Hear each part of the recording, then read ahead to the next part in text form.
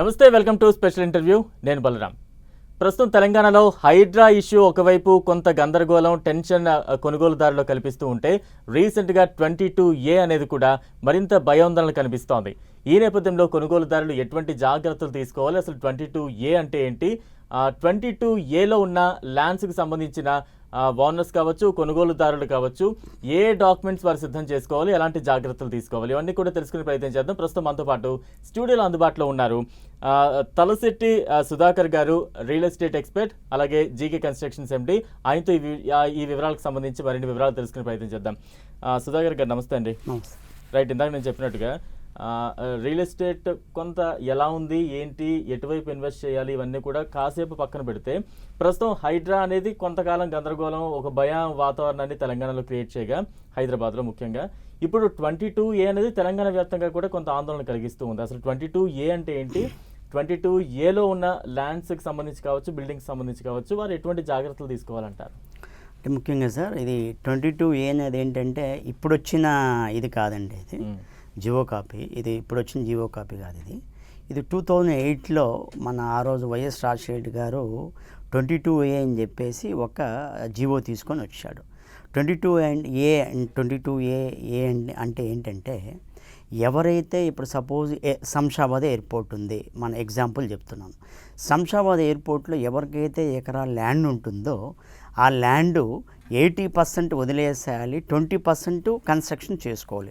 అంటే 22A కింద green belt అనేది కూడా ఒకటి దానికి రివిజన్ చేసి అప్పుడు ఆ రోజు కొన్ని చేంజెస్ చేసి ఇది కూడా పెట్టారు. ఈ 22A ఏంటంటే ప్రస్తుతానికి ఇది భయాందోళన కదిలిస్తుంది. ఒకటి, ఎప్పుడైతే కాంగ్రెస్ గవర్నమెంటు తెలంగాణలో వచ్చిందో భయాందోళన సృష్టిస్తుంది.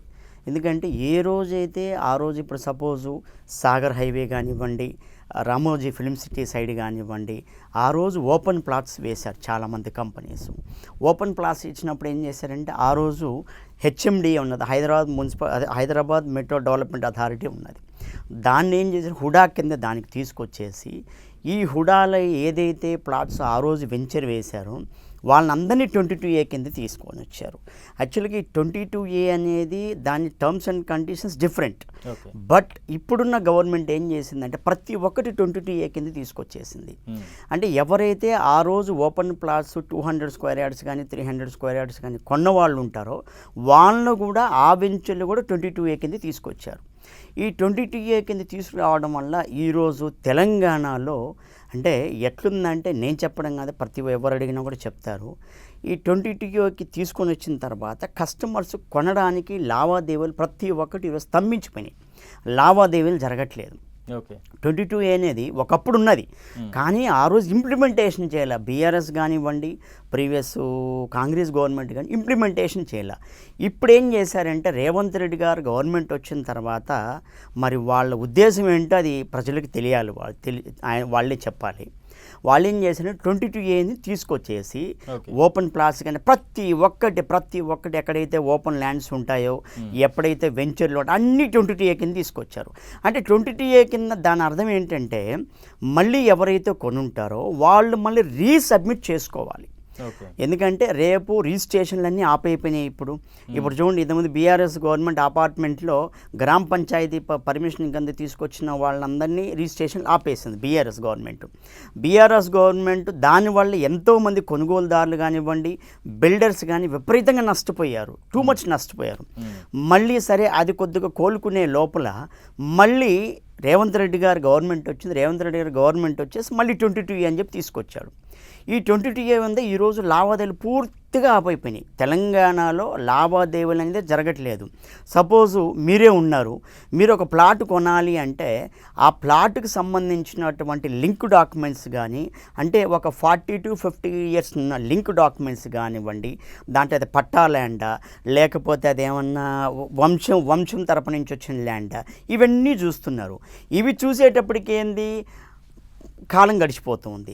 అంటే మనం ఎంఆర్ ఆఫీస్కి వెళ్ళి, సార్ అయ్యా మేము ఈ వెంచర్ వాళ్ళు మేము ప్లాట్ తీసుకుంటున్నాము, ఇది 22A కింద వాళ్ళు డిక్లేర్ చేశారు ఈ ల్యాండ్స్. దీని పరిస్థితి ఏంటంటే, ఎంఆర్ ఆఫీస్లో చెప్పడానికి it will take for 6 months. అంటే ఇప్పుడు ఏదైతే భరణి పోర్టల్ అని ఇచ్చారో అది ఏ రోజు ఓపెన్ కాదు. ఎప్పుడు ఓపెన్ చేయాలన్నా కూడా సర్వర్ బిజీ అని వస్తుంది. ధరణి పోర్టల్. ఎస్, ధరణి పోర్టల్. అంటే ఇట్లా ఏమైందంటే ప్రతి ఒక్కటి ఈరోజు భయాందోళన సృష్టించేశారు, ముఖ్యంగా కాంగ్రెస్ గవర్నమెంట్ రేవంత్ రెడ్డి గారు. ఓకే. దానివల్ల ఏంటంటే రియల్ ఎస్టేట్ ఈరోజు తెలంగాణలో వీళ్ళు చెబుతున్నటువంటి ఎవరైతే ఈ తెలంగాణ గవర్నమెంట్ ఎవరైతే ప్రజెంట్ ఉన్నారో కాంగ్రెస్ నాయకులు రియల్ ఎస్టేట్ పెరిగిపోయింది, అది పెరిగిపోయింది అంటున్నారు, కానీ ఈరోజు ప్రజలు భయాందోళనలో ఉన్నారు.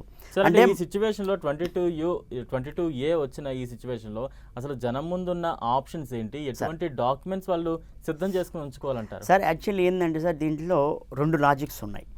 ఒకటి వచ్చి వెంచర్ ఎవరైతే వేసి ఉంటారో ప్రైవేట్గా వదిలేయండి, మోస్ట్లీ ఈరోజు more than customers open plot వెంచర్స్లోనే తీసుకున్నారు. అవి మొత్తం 22A కింద వచ్చేసాయి. ఇప్పుడు నాగార్జున సాగర్ హైవే ఉంది, రామోజీ ఫిల్మ్ సిటీ హైవే ఉంది. ఎప్పుడో 30 years బ్యాక్ వేసుకున్నారు పెద్ద పెద్ద కంపెనీ, జన్ చైతన్య అనివ్వండి, ఈ శ్రీమిత్ర, కొన్ని కంపెనీస్ ఆ రోజు ప్లాటింగ్ చేశారు. అప్పుడు 22A అనేది లేదు. కానీ ఈరోజు కొన్నోళ్ళు అందరూ ఏమంటున్నారంటే కంపల్సరీగా వేరే వాళ్ళకి అమ్మాలన్నా, లేకపోతే బ్యాంకులో దాని మీద లోన్ తెచ్చుకోవాలన్నా, లేదంటే దాని మీద ఇల్లు కట్టుకోవాలన్నా కూడా ఈరోజు 22A అనేది కంపల్సరీ క్లియరెన్స్ సర్టిఫికేట్ అడుగుతున్నారు. ఇప్పుడు ఈ 22A ఇది ఎన్ఓసి ఎవరు ఇస్తారు అంటే యాక్చువల్గా ఎవరైతే వెంచర్ వేసి ఉంటారో, ల్యాండ్ వెంచర్ వేసి ఉంటారో వాళ్ళు తెప్పించాలి.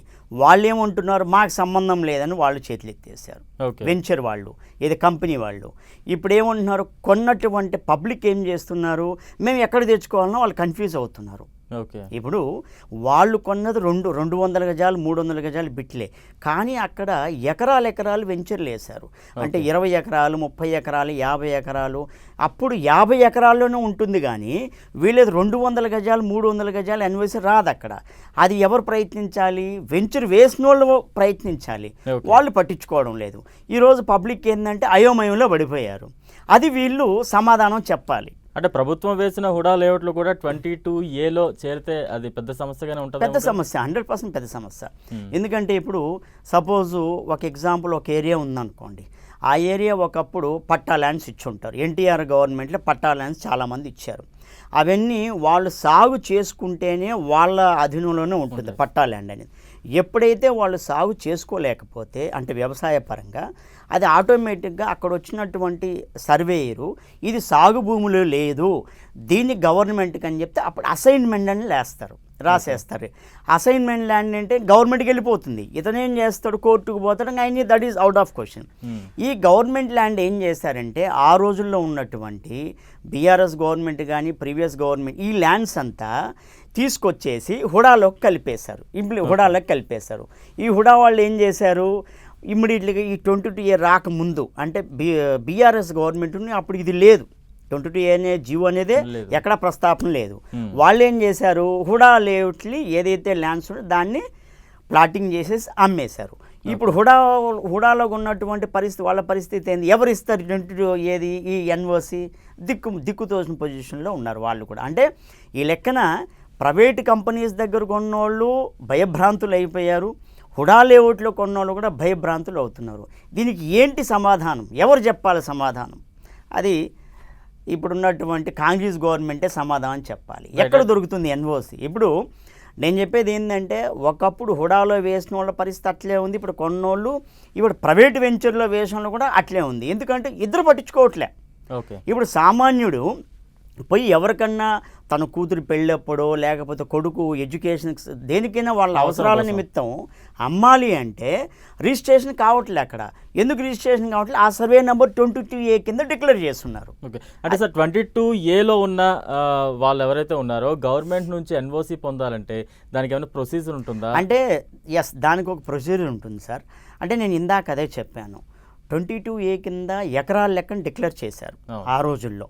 ఏది వెంచర్ ఒక ఎవరైతే ఓనరు ప్లాటింగ్ చేసేటప్పుడు ఒక 10 ఎకరాలు తీసుకునేసి 10 ఎకరాల్లో హెచ్ఎండిఏకి వెళ్ళి దాన్ని ప్లాటింగ్ తీసుకొని చేశారు.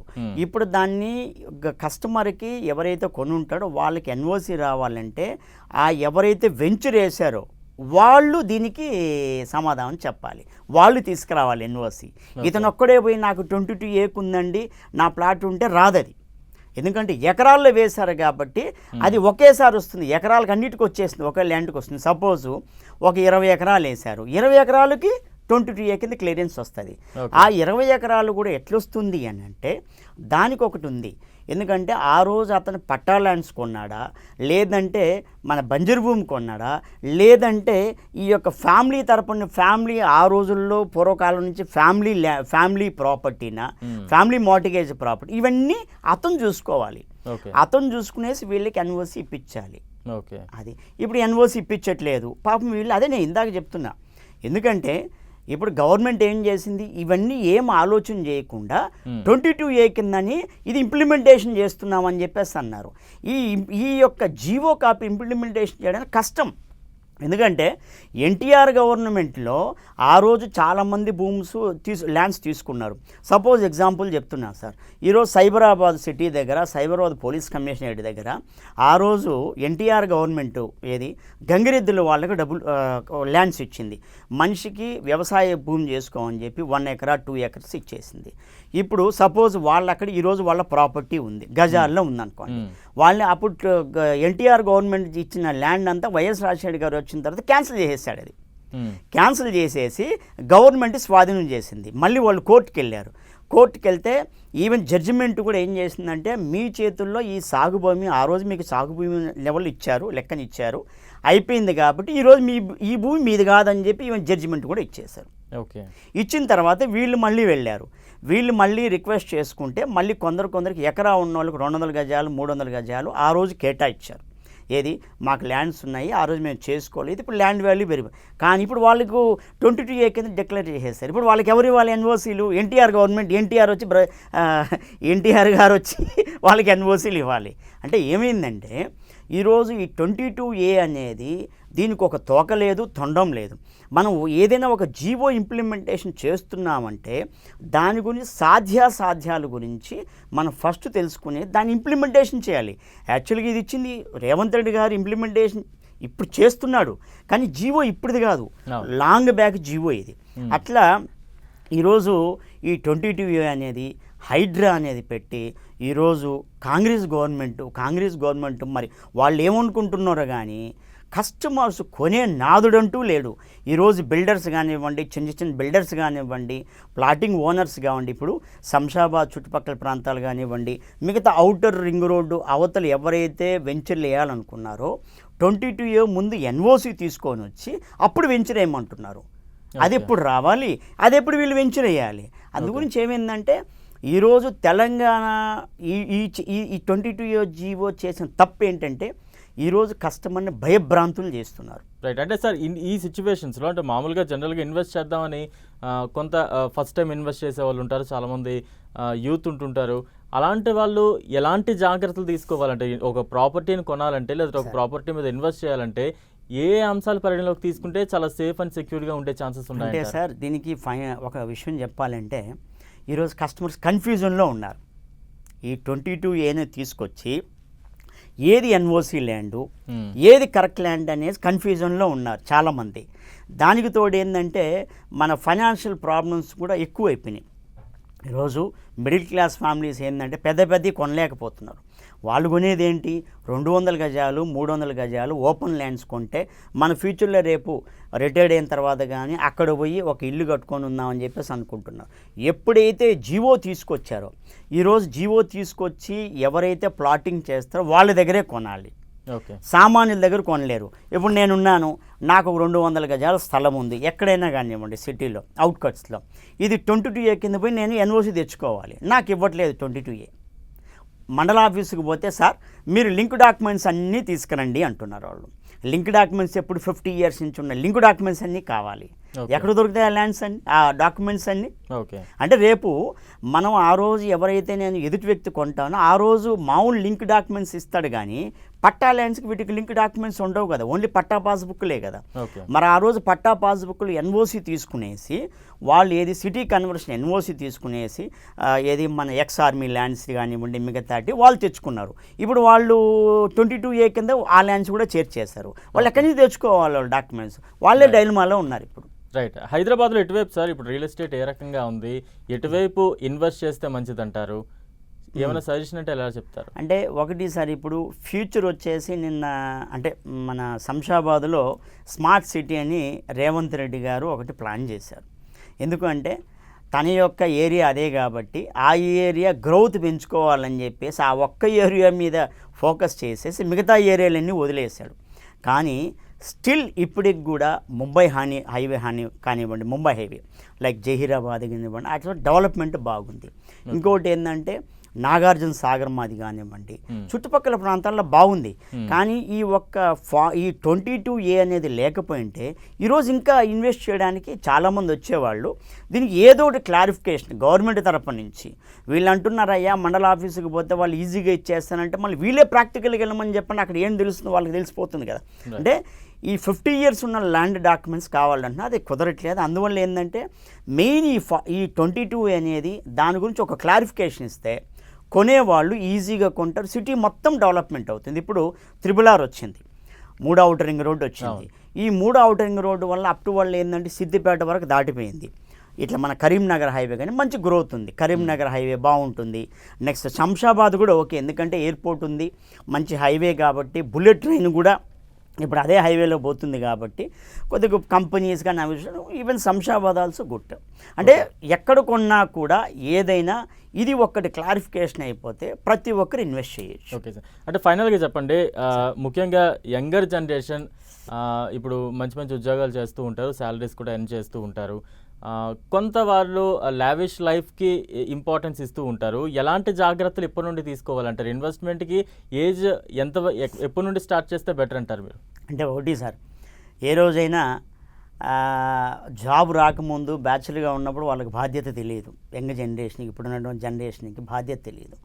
ఎప్పుడైతే వాళ్లకు మ్యారేజ్ అవుతుందో లేదంటే వాళ్ళకి జాబ్ వస్తుందో, పిల్లలు పుట్టిన తర్వాత ఆటోమేటిక్గా వాళ్ళకి బాధ్యత అనేది తెలుస్తుంది. ఆ బాధ్యత తెలిసినప్పుడు ఏంటంటే ₹1,00,000 శాలరీ వస్తే వాళ్ళు ఇప్పుడున్న ఎక్స్పెండిచర్ కానివ్వండి, ₹1,00,000 కూడా మన హైదరాబాద్ సిటీలో సరిపోవట్లేదు. ఎందుకంటే చిల్డ్రన్స్ ఫీజులు ఎక్కువైపోయినాయి, లావిష్ ఖర్చు ఎక్కువైపోయింది. ఒకప్పుడు ఐఫోన్ అనేది చాలామందికి తెలియదు. ఈరోజు ప్రతి ఒక్కరు నేను ఐఫోన్ కొనాలనుకుంటున్నారు. ఐఫోన్ అనేది 1,50,000 ఉంది. ప్రతి ఒక్కరు ఏంటంటే ఈరోజు చిన్న కార్ అయినా కొనాలని చెప్పేసి అనుకుంటున్నారు. అంటే ఈ చిన్న కారు, ఈ ఐఫోను లావిష్గా ఎక్కడికైనా ఇప్పుడు ఒకప్పుడు ఏంటంటే మీరు చూడండి ఫ్లైట్లలో వెళ్ళే వాళ్ళు చాలా తక్కువ, ఏది మన జాబ్ హోల్డర్స్ కూడా. ఈరోజు ఏం చేస్తున్నారంటే ట్రైన్లో మాకు ఓపిక లేక ఫ్లైట్లలో, అంటే ఎక్స్పెండిచర్ పెరిగిపోయింది. కానీ ఎక్స్పెండిచర్ పెరిగిపోయింది కానీ పర్చేజ్ పవర్ కూడా పెరగాలి. అక్కడ పర్చేజ్ పవర్ పెరగాలి అంటే ఇన్ఫ్రాస్ట్రక్చర్ డెవలప్ కావాలి.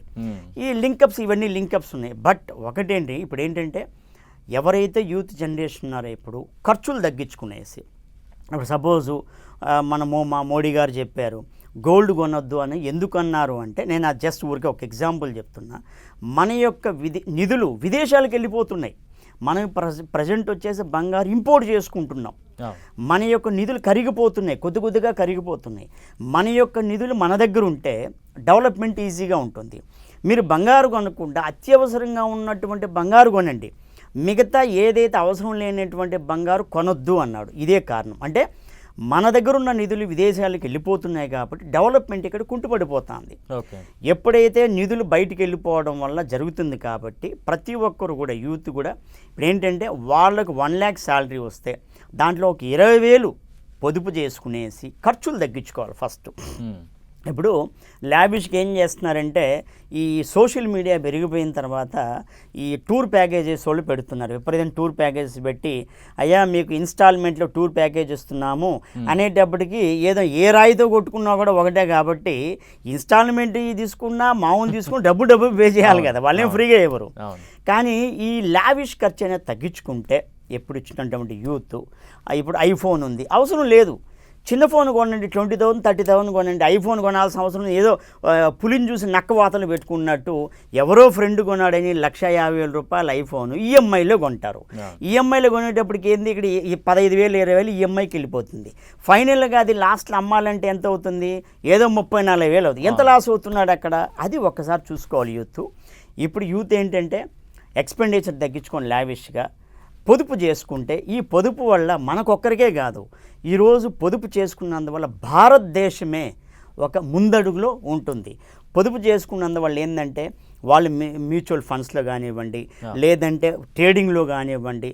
సపోజ్ గోల్డ్ ట్రేడింగ్లో నేను చెప్పేది గోల్డ్ పర్చేజ్ కాదు, ట్రేడింగ్ ఏంటంటే మన ఇండియాకి సంబంధించింది ఇది. ట్రేడింగ్లో కానివ్వండి, ఇప్పుడు మినరల్స్ ఉన్నాయి, సపోజు సిల్వర్ ఉంది, గోల్డ్ ఉంది, కాపర్ ఉంది. ఇప్పుడు సపోజు సిల్వర్ గోల్డ్లో పెట్టలేకపోతే కాపర్లో పెట్టుకోవచ్చు, ఎందుకంటే వాల్యూమ్ తక్కువ కాబట్టి.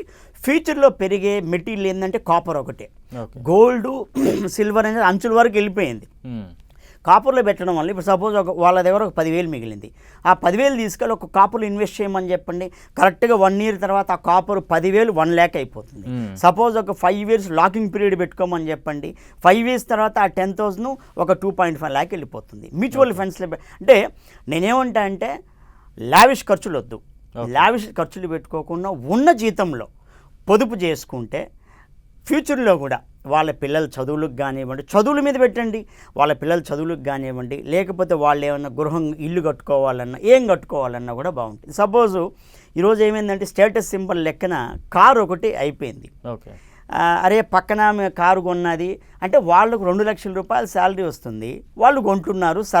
మీకు 1 lakh శాలరీ వస్తుంది, వాళ్ళని చూసి మీరు కారు నెలకు కారు వచ్చేటప్పటికంటే 30,000 రూపాయలు ఎక్స్పెండిచర్ అయిపోయింది.